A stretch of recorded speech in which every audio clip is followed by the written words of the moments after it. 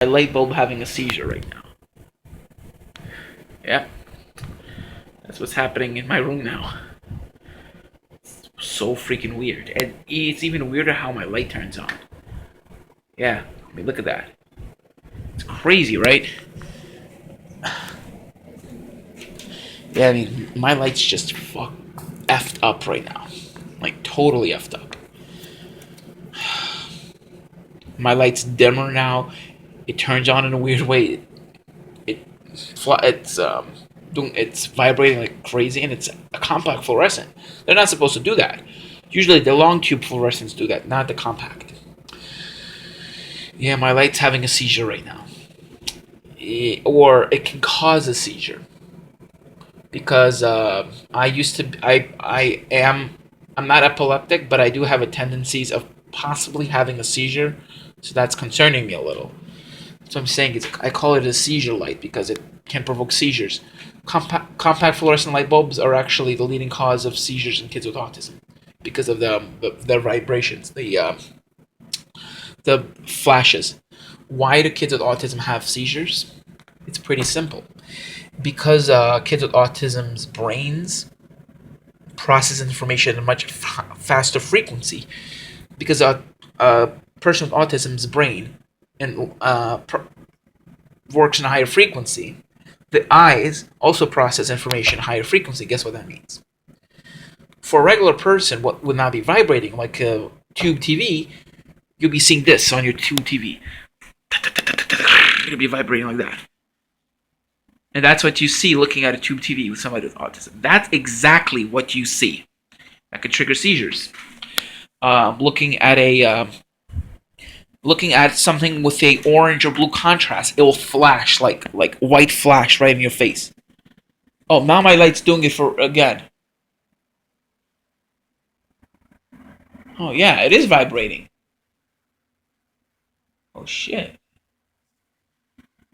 I could even see it on the actual eye. So yeah, but the thing is, as I was going back, if you have a shirt like this, I'm gonna show you right now.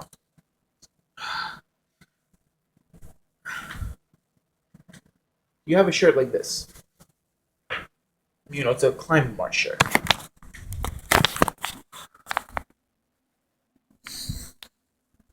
People's Climate March. See? Somebody with autism, this and this do not mix. The purple, so this color right here and this color do not mix. Actually, I'm looking at it right now. How it's making my eye go crazy. That's because of how we interpret colors. That's nothing to do with vibration. I think even for most people that's normal. But compact fluorescent light bulbs vibrate because a person with autism has very sensitive hearing. They could often hear the buzzing from a compact fluorescent bulb. And sometimes if you plug in something to the wall, you could even hear the very, very, very high-pitched humming of the electrical circuit going through the plug. When I plugged in, recently when I was in a Poconos, I plugged in my electric charger, and I could hear what sounded like a very, very, very high-pitched sound. Like I thought it almost sounded like tinnitus, but it stopped immediately as I plugged it in. Unplugged it, plugged it in, the sound happened again. And I was in a kitchen recently. I flicked on one of the lights, and I was hearing this very high-pitched humming, like very, very high pitch. I mean, like probably above 20,000 hertz, like way above. But guess what? I thought it was coming from my ears. I shut off the light. I didn't hear anything.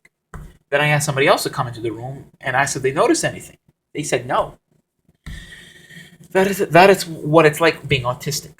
I mean, when I was a kid, I could hear sounds as quiet as negative 20 decibels, which means 20 points lower than what an average human could hear. The minimum bare sound. So not only could I hear sounds that most humans cannot hear, I was very sensitive to loud noise. Especially when I was I hated going to TV, to watching TV. Sometimes, when clapping, I hated clapping. That's why I hated going to carnivals, especially going to a circus. Forget about it. I freaking hated it. Even up to when I was 10 years old, I hated going to the circus. No, it wasn't a fear of clowns. I didn't fear clowns. I feared the noise. The noise was my biggest fear. I feared fireworks, thunderstorms. Heck, I even feared when people talk too loud. Um, Especially when people would start arguing. I knew that arguments would usually lead to screams, and I would just like run out of the house as soon as they would just even start talking in a tone that I considered threatening. I just ran out of the house. Usually it didn't involve me, so I just, ran out. So I just walk outside, come back, and wait for them, whether they're arguing or not. Even if they talk too loud, like maybe they're friendly, just talking to each other, I hated it still. I mean, look, it's not just when I was a kid. Also, when I was 6 years old, because of my fear of thunderstorms, I got a weather book, which got me into weather. But the initial topic was the light. Lights, just vibrate crazy. Actually, yeah, it's doing that right now. It's not like on the camera. It's not as bad as on the phone screen, but it is vibrating to me. A regular person would not see vibrating. So if you have an old tube TV, you might not see it vibrating. But for a person with autism, they will see it vibrating. And it could cause headaches. That's why LED TVs are much better for somebody with autism. Much, much better. iPads, LED TVs, they vibrate at a much, much, much higher frequency. So fast that it doesn't bother us. Because the LED TVs vibrate at higher frequency, faster frequency. Maybe an LED TV, maybe a tube TV will maybe vibrate at 60 cycles per second. Why do we see the vibration when we look at a TV? Because maybe my brain vibrates at 75 cycles per second. I'm just giving an example. The eyes vibrate. You know how the shuttering, the frames. Maybe a regular person's brain processes information at 60 frames per second. Somebody with Asperger's, it could be 70 frames per second. Faster processing speeds. And what happens when something is vibrating at 65 frames per second and your vision is 70 frames? You will see the vibration because of the -5 decibels that TV vibrates on. Same thing with LED, with fluorescent bulbs, and even compact fluorescent. But regular fluorescents are the worst. And when you just put them in, you may not see the vibration immediately, but you'll notice that something's wrong with the light before other people will notice, essentially. Yeah. And the thing is, if you ever look at a propeller, say a propeller plane or helicopters flying over, and you do this, that will actually make the vibration slower or maybe a little faster. Because when I do that and I looked at a helicopter, you know what it does? The blades actually seem to stop spinning or slow down considerably. I used to do that when I look at the car tires. I'll do this. You know what happened? The car tires would seem to stop spinning, even going at 60 miles per hour. The car tires would, go from you can't even see them like this to like this, and then you could see. Sometimes you'll do this. Sometimes the tires would even rotate backward if you do that, like this. See, I don't know. If you do that fast enough, like this.